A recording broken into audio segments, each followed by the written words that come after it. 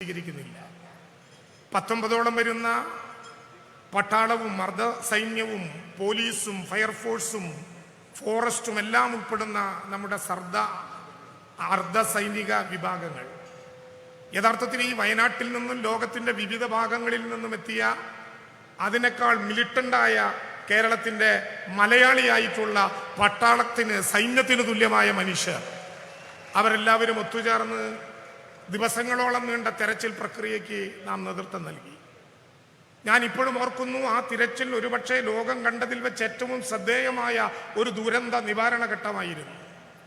Sunrise വാലിയുടെ അപ്പുറത്ത് സൂചിപ്പാറയിൽ മനുഷ്യ ശരീരത്തിന് സാദൃശ്യമായ സ്ഥലങ്ങൾ കണ്ടെത്തിയിട്ടുണ്ട് എന്ന് ഹെലികോപ്റ്റർ ദൃശ്യങ്ങളിൽ വ്യക്തമാക്കപ്പെട്ടപ്പോൾ സൂചിപ്പാറയിലേക്ക് നേരിട്ട് പോയിട്ടിറങ്ങാൻ ഒരു സാധ്യതയുമില്ലാതെ വന്നപ്പോൾ ദുരന്ത നിവാരണ പ്രക്രിയയിൽ ഒരു പുതിയ അധ്യായം സൃഷ്ടിച്ചുകൊണ്ട് ഹെലികോപ്റ്ററിൽ കഡാവർ ഡോഗ്സിനെ നേരിട്ടിറക്കി മനുഷ്യഗന്ധം മണത്തെടുത്ത് അവിടെ നിന്ന് കൊണ്ടുവന്ന ശരീരാവശിഷ്ടങ്ങൾ DNA ടെസ്റ്റിന് അയച്ചതുൾപ്പെടെ തെരച്ചിലിൽ ഒരു ലോക മാതൃക ദുരന്ത നിവാരണ രംഗത്ത് സൃഷ്ടിക്കാൻ നമുക്കായി.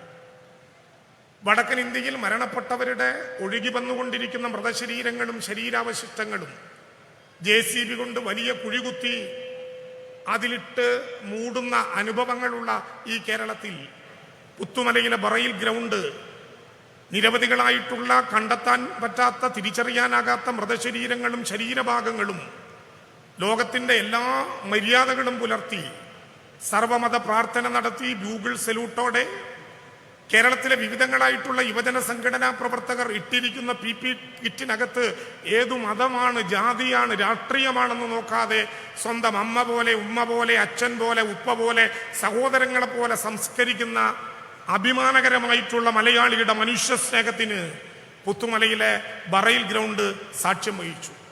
അനുഭവങ്ങൾ ഇങ്ങനെ നിറഞ്ഞു പോവുകയാണ്. ആഗസ്റ്റ് 25-ാം തീയതി ബഹുമാനപ്പെട്ട മുഖ്യമന്ത്രിയുടെ നിർദ്ദേശപ്രകാരം ഈ മേപ്പാടിയുടെ കൽപ്പറ്റയുടെ വിവിധങ്ങളായ ഭാഗങ്ങളിൽ സ്ഥാപിച്ച 18 ക്യാമ്പുകളും ഒഴിവാക്കപ്പെട്ടു.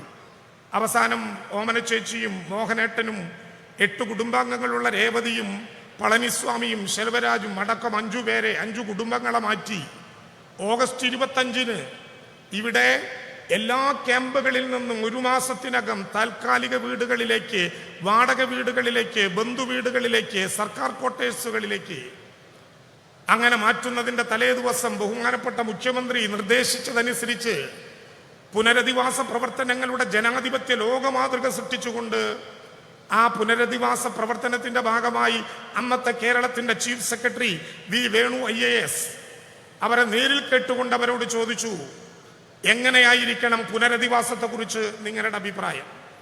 വീടുകൾ കൈമാറുന്ന ഈ സമയം ലോകത്തിൻ്റെ മറ്റൊരു മൂലയിൽ യുദ്ധവും പലായനവും നടക്കുകയാണ്. അന്ന് അവർ പറഞ്ഞു, ഞങ്ങൾ പുത്തുമലയിൽ നിന്ന് ചൂരൽമലയിലെത്തിയവരാണ്. ചൂരൽമലയിൽ നിന്ന് ഇനിയൊരു മലയിലേക്ക് പലായനം നടത്താൻ ഞങ്ങൾക്ക് വയ്യ. ഞങ്ങളെ നിങ്ങൾ പല സ്ഥലങ്ങളിലേക്ക് പറഞ്ഞു വിടരുത്. ഞങ്ങളെ നിങ്ങൾ ഒറ്റപ്പെടുത്തരുത്, പല മേഖലകളിലാക്കി മാറ്റരുത്. അവശേഷിക്കുന്ന ഞങ്ങൾക്ക്, ദൈവം ഞങ്ങളിൽ നിന്ന് എടുത്തു കൊണ്ടുപോയവരിൽ ബാക്കി വരുന്ന ഞങ്ങൾക്ക് ഒരുമിച്ചു താമസിക്കാൻ, ഒരുമിച്ചു ജീവിക്കാൻ ഒരിടം ഞങ്ങൾക്ക് വേണം. അത് പുനരധിവാസ പ്രവർത്തനത്തെക്കുറിച്ച് ജനാധിപത്യപരമായി ചർച്ച ചെയ്തപ്പോൾ ദുരന്തബാധിതരായ മനുഷ്യർ നെഞ്ചിൽ തട്ടി ഞങ്ങളോട് പറഞ്ഞ ഏറ്റവും പ്രധാനപ്പെട്ട കാര്യമാണ്. ഇത്രയും വലിയൊരു നഗരം സൃഷ്ടിക്കാൻ പറ്റുമെന്ന് ഞങ്ങൾക്കറിയില്ല. അതിനു പറ്റുന്ന ഒരു പുനരധിവാസത്തിൻ്റെ മാതൃകകളൊന്നുമില്ല. കേരളത്തിൻ്റെ മാത്രമല്ല, ഇന്ത്യയുടെ ആർക്കവൈസുകളിൽ ദുരന്തബാധിതർക്കൊരു നഗരമുണ്ടാക്കിയതിൻ്റെ ഒരു മുന്നനുഭവങ്ങളും ഞങ്ങളുടെ മുമ്പിലില്ല. പക്ഷേ കേരളത്തിൻ്റെ ബഹുമാനപ്പെട്ട മുഖ്യമന്ത്രി സഖാവ് പിണറായി വിജയൻ ഇച്ഛാശക്തിയോടെ പറഞ്ഞു, അവർക്ക് സ്വന്തമായി നാം ഒരു നഗരമുണ്ടാക്കും. എന്ത് വില കൊടുക്കേണ്ടി വന്നാലും, എത്ര പ്രയാസപ്പെടേണ്ടി വന്നാലും ഒരു നഗരമുണ്ടാക്കും. ചില സാമ്പത്തികകാര്യ വിദഗ്ധന്മാർ ആധുനിക കാൽക്കുലേറ്ററുകൾ നിരത്തി വെച്ചുകൊണ്ട് നമ്മളോട് പറഞ്ഞല്ലോ, 760 780 മുഖ്യമന്ത്രിയുടെ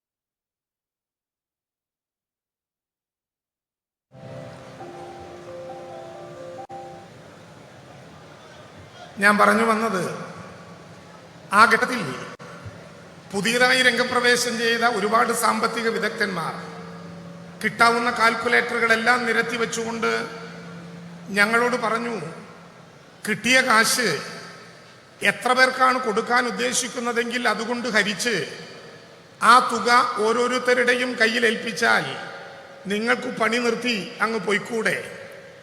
എന്തിനാണ് നിങ്ങൾ ഈ പണം ഇങ്ങനെ എടുത്തു വെച്ച് ആർക്കും കൊടുക്കാതെ സൂക്ഷിക്കുന്നത്? എത്രയേറെ വിമർശനങ്ങൾ, എത്രയേറെ അഭിപ്രായ പ്രകടനങ്ങൾ. ഒന്നും കുലുങ്ങിയില്ല ഇച്ഛാശക്തിയുള്ള ഈ കേരളം. അവരോട് ഞങ്ങൾ പറഞ്ഞ കാര്യം, ഇന്ന് ഈ 178 കുടുംബാംഗങ്ങളെയും നേരിൽ പോയി കണ്ടയാളാണ് ഞാൻ.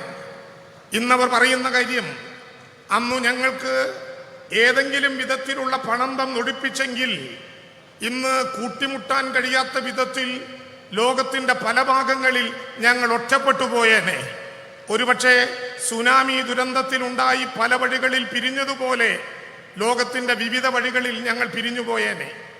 അങ്ങനെ ഞങ്ങൾക്ക് പിരിഞ്ഞു പോകാൻ ഇഷ്ടമില്ല എന്ന് ഞങ്ങളോട് പറഞ്ഞപ്പോൾ, സ്വന്തമായി കയ്യിൽ ഭൂമിയില്ലാതിരുന്നിട്ടും വയനാട്ടിൽ റവന്യൂ ഭൂമിയില്ലാതിരുന്നിട്ടും ആ ആവശ്യം ഉന്നയിച്ചപ്പോൾ മുഖ്യമന്ത്രിയുടെ നിർദ്ദേശപ്രകാരം ഈ കൽപ്പറ്റയിലെ 25 എസ്റ്റേറ്റുകൾ ഞങ്ങൾ കണ്ടു. ആ 25 എസ്റ്റേറ്റുകളിൽ ജോൺ മത്തായി സുരക്ഷിതം എന്ന് പ്രഖ്യാപിച്ച 9 എസ്റ്റേറ്റുകളെ നോക്കിക്കണ്ടു.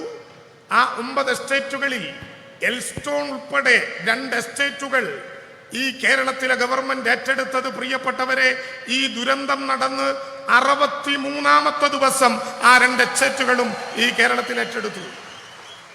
ഒക്ടോബർ 4-ാം തീയതി, ദിവസം മറക്കാനാകില്ല. ഒക്ടോബർ 4-ാം തീയതി ഏറ്റെടുത്ത ആ ഭൂമി അന്നു മുതൽ പണിയാൻ പറ്റിയിരുന്നെങ്കിൽ 2025 ജൂലൈ 30 ആദ്യത്തെ ദുരന്ത ദിനത്തിൽ എല്ലാവർക്കും ആ വീടുകൾ കൊടുക്കാൻ ഞങ്ങൾക്ക് സാധ്യമാകുമായിരുന്നു. എന്നാൽ ഒക്ടോബർ 4-ാം തീയതി ഈ ഭൂമി ഏറ്റെടുത്തപ്പോൾ ആ ഭൂമി ഏറ്റെടുക്കുന്നതിനെതിരെ കോടതി വ്യവഹാരങ്ങളിലേക്ക് കടന്നു. 2024 ഡിസംബർ 27-ാം തീയതി LARR 2013 അനുസരിച്ച് ഭൂമി ഏറ്റെടുക്കാനുള്ള സർക്കാരിന്റെ നിർദ്ദേശം കോടതി അംഗീകരിച്ചു. പക്ഷേ അപ്പോഴും ഭൂമിയിൽ പണി ചെയ്യാൻ അനുവദിച്ചില്ല. മാർച്ച് 27-ാം തീയതി ഈ നഗരത്തിൽ ബഹുമാനപ്പെട്ട മുഖ്യമന്ത്രി 410 വീടുകളുടെ തറക്കല്ലിട്ടിട്ടും കേരളത്തിലെ ഹൈക്കോടതി വ്യവഹാരങ്ങൾ പിന്നെയും തുടർന്നു. ഏപ്രിൽ 11 രാത്രി വൈകി കോടതി പിരിയുന്നതിൻ്റെ തലേ ദിവസം ഈ ഭൂമി ഏറ്റെടുക്കാനുള്ള തുക നിശ്ചയിച്ച് 2 മണിക്കൂർ കഴിയുന്നതിന് മുമ്പ് ഏപ്രിൽ 11 അർദ്ധരാത്രിയാകുമ്പോൾ ഈ ട്രഷറിയിലൂടെ ആ പണമടച്ചു ഭൂമി ഏറ്റെടുത്തു എന്ന് മാത്രമല്ല, ഒരു ദിവസം പോലും വൈകാതെ ഏപ്രിൽ 13 ആ ഭൂമിയിലെ നിർമ്മാണ പ്രവർത്തനം ഇവിടെ ആരംഭിക്കാൻ വേണ്ടി നമുക്ക് കഴിഞ്ഞു. ആ നിർമ്മാണ പ്രവർത്തനങ്ങൾ ഏറ്റെടുത്തു 10 ദിവസം കഴിയും മുമ്പ് ആരംഭിച്ച മഴയാണിത്. എൽസ്റ്റോൺ എസ്റ്റേറ്റിലെ തേയില ചെടികൾ പിഴുതുകളഞ്ഞ് ചവിട്ടിയാൽ ചേറു താഴുന്ന വഴിയിൽ അന്നു മുതൽ ആരംഭിച്ച നിർമ്മാണ പ്രവർത്തനം. സാധാരണ ഒരു വീട് നിർമ്മിക്കുമ്പോൾ 3 അടി താഴ്ചയിലേക്ക് വാരമെടുത്താൽ മതി. എന്നാൽ ഈ വീടുകൾ നിർമ്മിച്ചത് ഒരു ദുരന്തത്തിനും ഇനി ഈ വീടുകളെ, ഈ മണ്ണിനെ, മനുഷ്യനെ വിട്ടുകൊടുക്കരുത് എന്ന് നിർബന്ധമുള്ളത് കൊണ്ട് ഡിസാസ്റ്റർ എഞ്ചിനീയറിംഗിന്റെ സാധ്യത കൂടി പരിഗണിച്ചുകൊണ്ടാണ് 10 അടി താഴ്ചയിലേക്ക് കുഴിയെടുത്ത് പില്ലറുകെട്ടി അവിടെ തീർക്കുന്ന 410 ഭവനങ്ങൾ. ഒരു കാര്യം ഞാൻ ഉറപ്പിച്ചു പറയാം, ഞങ്ങൾ കല്ലു മാത്രം ഇട്ടു പോകുന്നവരല്ല. കല്ലിട്ടാൽ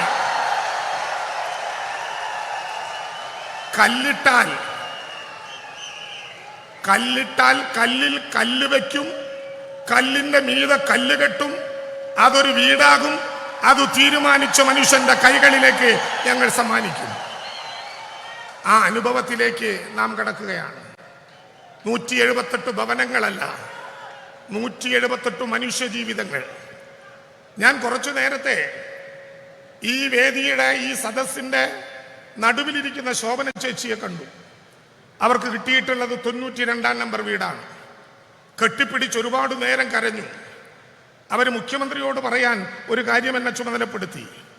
എനിക്ക് മരണപ്പെട്ടുപോയ മകളായി ഇനി ഞാൻ ഈ 92 നമ്പർ വീടിനെ കാണും, സ്വന്തമായി നഷ്ടപ്പെട്ട ഒരു മകൾക്കു പകരമായി എന്ന് ശോഭന ചേച്ചി പറഞ്ഞപ്പോ കയ്യിൽ നിന്ന് മനുഷ്യൻ നഷ്ടപ്പെടുക എങ്ങനെയാണെന്ന് നമുക്ക് ബോധ്യപ്പെടാവുന്ന അനുഭവമുണ്ടായി. എങ്ങനെ ഈ വിജയഗാഥ കേരളത്തിന് തീർക്കാനായി? ഒരു നഗരമെന്ന മുൻപരിചയങ്ങളില്ലാത്ത, മുന്നനുഭവങ്ങളില്ലാത്ത ഒരു നാട്ടിൽ സഹായിക്കേണ്ടവർ പോലും കേന്ദ്ര ഗവൺമെന്റ് അടക്കം ക്രൂരമായ സമീപനത്തോടെ കേരളത്തെ കഴുത്തു പിടിച്ചു ഞെരിച്ചു കൊല്ലാൻ ശ്രമിച്ചപ്പോഴും കേരളം അഭിമാനത്തോടെ പറഞ്ഞിട്ടുണ്ട്, അവസാനത്തെ ദുരന്ത ബാധിതനെ കൂടി പുനരധിവസിപ്പിക്കാതെ ചുരമറങ്ങില്ല ലോകമലയാളം എന്ന യാഥാർത്ഥ്യം. അതിൻ്റെ ഒരു ഘട്ടത്തിലേക്കാണ് നാം കടക്കുന്നത്. 20 വർഷം വരെ ഗ്യാരണ്ടിയുള്ള ഉപകരണങ്ങളോടെ 178 വീടുകൾ, ഓരോ വീടിനും കൃത്യമായ ചുറ്റുമതിൽ, അതിൽ നിന്ന് തുറക്കുന്ന ഗേറ്റ് നേരെ റോഡിലേക്ക്, 35 സോണുകളിൽ എല്ലാ സോണിനും നടുവിൽ ഗ്രീനറി. ഈ നഗരത്തിൽ ഇനി വരാൻ പോകുന്നു കുടുംബാരോഗ്യ കേന്ദ്രം, ഈ നഗരത്തിൽ ഇനി വരാൻ പോകുന്നു ലൈബ്രറി, ഈ നഗരത്തിൽ ഇനി വരാൻ പോകുന്നു മാർക്കറ്റ്, ഈ നഗരത്തിൽ ഇനി വരാൻ പോകുന്നു കളിക്കളം, ഈ നഗരത്തിൽ ഇനി വരാൻ പോകുന്നു പൊതു ഇടം. അതെല്ലാം കൂടി പൂർത്തീകരിക്കുന്നു. ചിലർ ചോദിച്ചു, തെരഞ്ഞെടുപ്പ് വന്നാൽ, കോഡ് ഓഫ് കോണ്ടക്ട് വന്നാൽ ഏതെങ്കിലും വിധത്തിൽ ഈ പണി നിർത്തുമോ?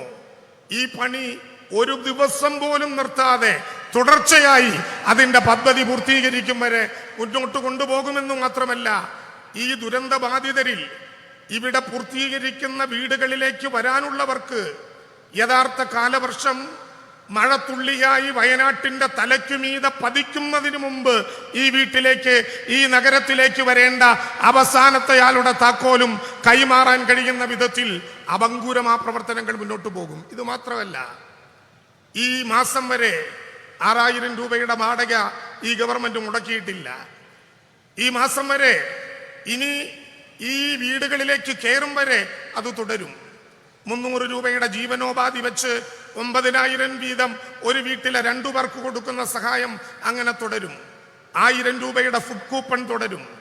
ഇതുമാത്രമല്ല, നഷ്ടപ്പെട്ടതെല്ലാം നമുക്ക് തിരിച്ചു പിടിക്കാൻ പറ്റിയ അനുഭവങ്ങളിലേക്ക്, വെള്ളാർമലയുടെ താഴ്വാരത്തൊരു പള്ളിക്കൂടമുണ്ട് എന്ന് പാട്ടുപാടിയ, പുന്നപ്പുഴയുടെ ഓരം ചേർന്നൊരു പള്ളിക്കൂടമുണ്ട് എന്ന് പാട്ടുപാടിയ ഉണ്ണിമാഷുടെ കുട്ടികൾ പഠിക്കുന്ന വെള്ളാർമലയിലെ സ്കൂള് ഭൂമി ഏറ്റെടുത്തതുപോലെ അവർക്ക് തിരിച്ചു കൊടുക്കുന്നതടക്കമുള്ള പ്രവർത്തനങ്ങളിലേക്ക് അഭംഗുരം നാം മുന്നോട്ട് പോവുകയാണ്. ഈ പ്രവർത്തനം കേരളം ഒരു മനസ്സായി നടത്തിയതാണ്. ഏതെങ്കിലും ഒരു വിഭാഗത്തിൻ്റെ, ഏതെങ്കിലും ഒരു നിറത്തിൻ്റെ, ഏതെങ്കിലും ഒരു ഭരണകൂടത്തിൻ്റെ മാത്രം സ്വത്തല്ല. കേരളത്തിലെല്ലാവരും, പക്ഷമുള്ളവരും ഇല്ലാത്തവരും എല്ലാം അടങ്ങുന്ന കേരളം. ഈ നഗരത്തിലേക്ക് ഇങ്ങനെ ഒരു ആലോചനയിലേക്ക് വരാൻ എന്തു ധൈര്യം നിങ്ങൾക്ക്? മലയാളി മാത്രമല്ല, കഴിഞ്ഞ ദിവസം നമ്മളൊരു ചിത്രം കണ്ടു. ആവന്തിക ഈ കൂട്ടത്തിലുണ്ടാകും എന്ന് ഞാൻ കരുതുന്നു.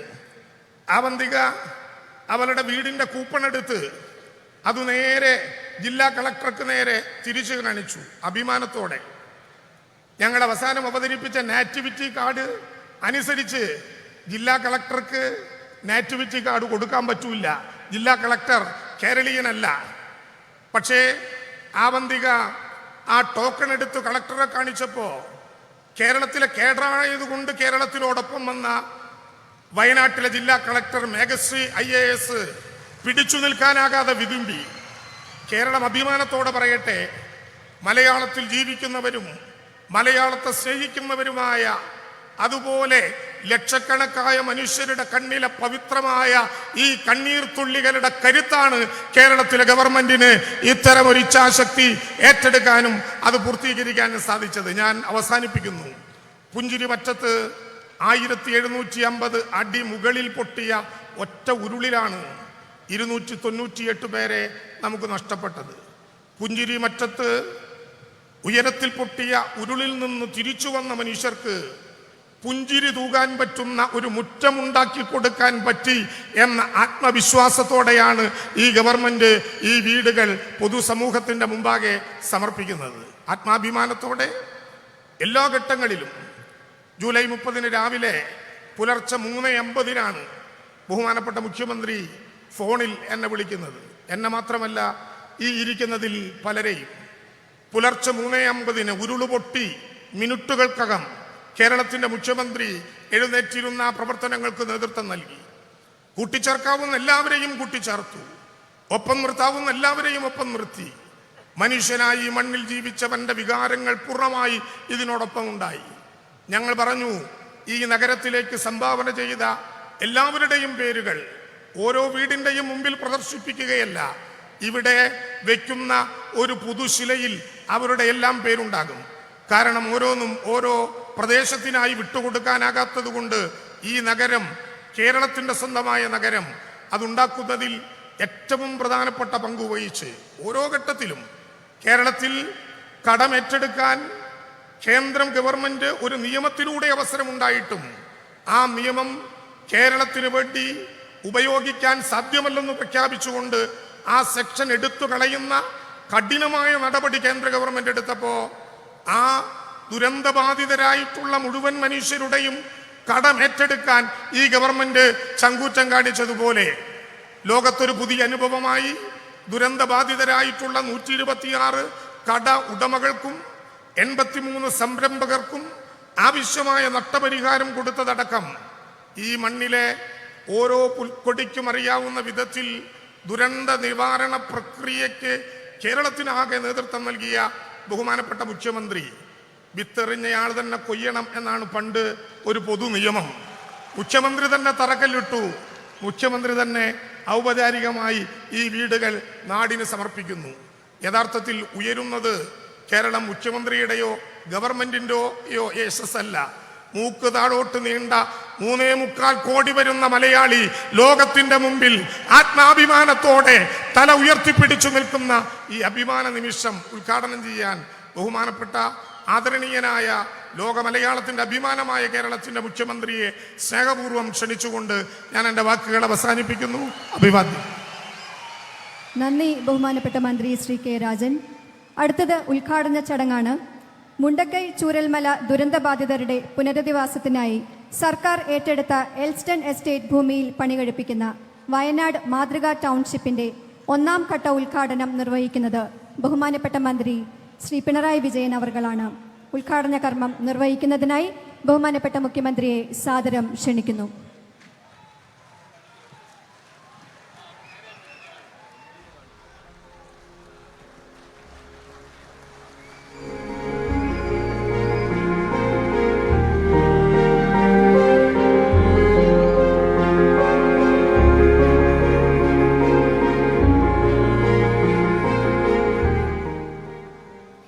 അടുത്തതായി KSFEയുടെ ഫണ്ട് ഉപയോഗിച്ച് നിർമ്മിക്കുന്ന കൽപ്പറ്റ